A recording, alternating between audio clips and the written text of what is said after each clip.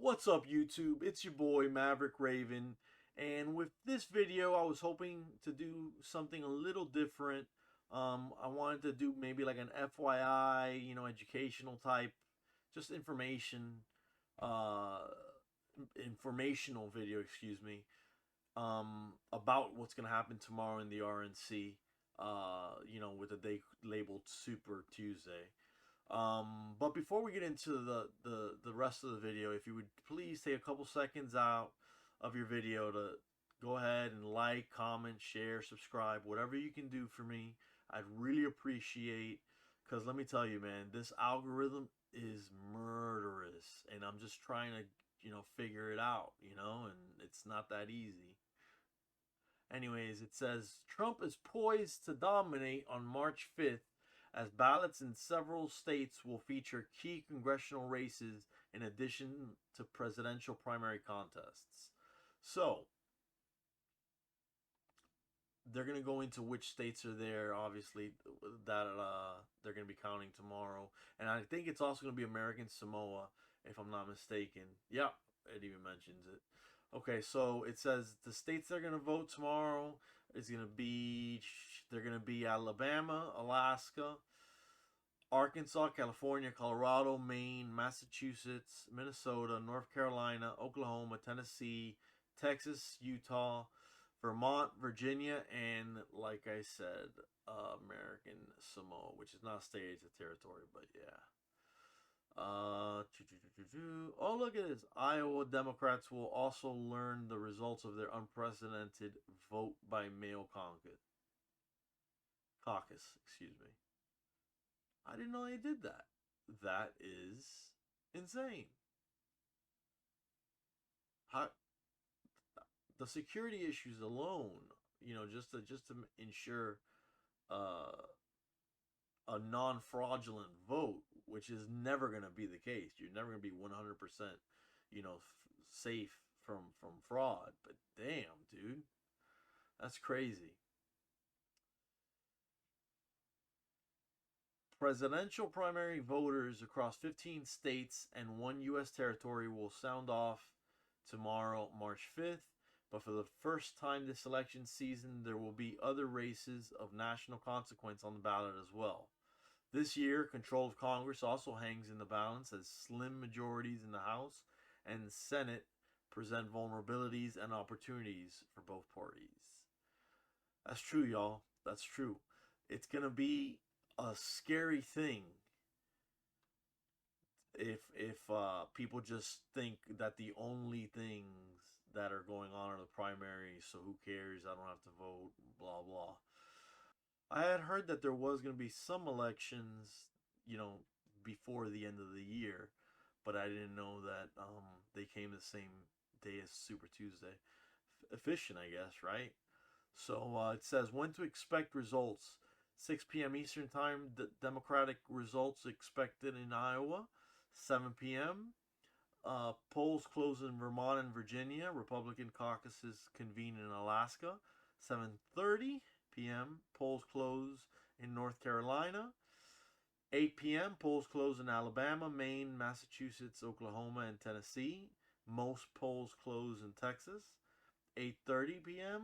Polls close in Arkansas, and 9 p.m. says polls close in Colorado and Minnesota. Last polls close in Texas.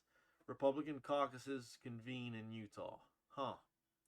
At 10 p.m., polls close in Utah, Democrats only. 11 p.m., polls close in California. Voting is expected to end in Utah, Republicans only. Midnight, it's going to be voting ends in Alaska, and that's going to be Republicans only. Now, as I had alluded to earlier, there are some down ballot races that need to, be addressed as well. With the Republican majority in the House hanging by a thread, there are dozens of key congressional races this year that could upset the balance of power in Washington, several of which will hold their primaries on Super Tuesday. California, especially, will be crucial to who holds the House next year. There, Democrats are targeting 7 Republican held seats for potential gains. Republicans, on the other hand, are homing in on the seats of the Democratic reps Josh Harder and Mike Levin, as well as the open seat of Democratic Rep Katie Porter, who is running for Senate. I didn't know she was running for Senate. Another key state to watch is Texas, where Republican Rep Tony Gonzalez will need to receive a majority of the votes to fend off multiple primary challengers and avoid a runoff. Meanwhile, Democratic Rep Sheila Jackson Lee, fresh off her December loss in the Houston mayoral race, faces a tough challenge from former Houston City Councilwoman Amanda Edwards. Additionally, two South Texas races could be competitive in the fall. While Democrats are eyeing the 15th district seat of Republican Rep Monica de la Cruz, Republicans have their sights set on the 34th district seat of Democratic Rep Vicente Gonzalez. Things could also get interesting in North Carolina. Currently, the state's 14 congressional seats are evenly split between Republicans and Democrats. But as 5 of those incumbents, and that's going to be Reps Jeff Jackson, Kathy Manning, and Willie Nickel. Those are the Democratic ones, and the Republican ones are Patrick McHenry and Dan Bishop have chosen not to seek re-election. November surprises could be in store.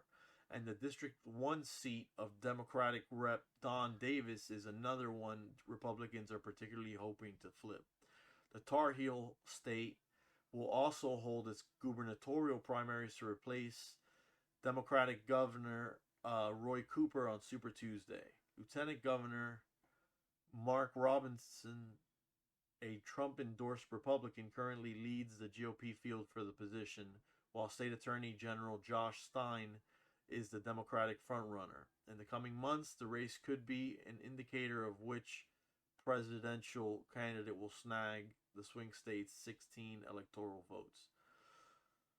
So there you have it, guys. It's going to be crazy. And with we should be looking to Texas as a priority right now, just to kind of see where we're at. But there you have it, guys. So yeah, some things to look out for. Be safe, be good to one another, and stay based.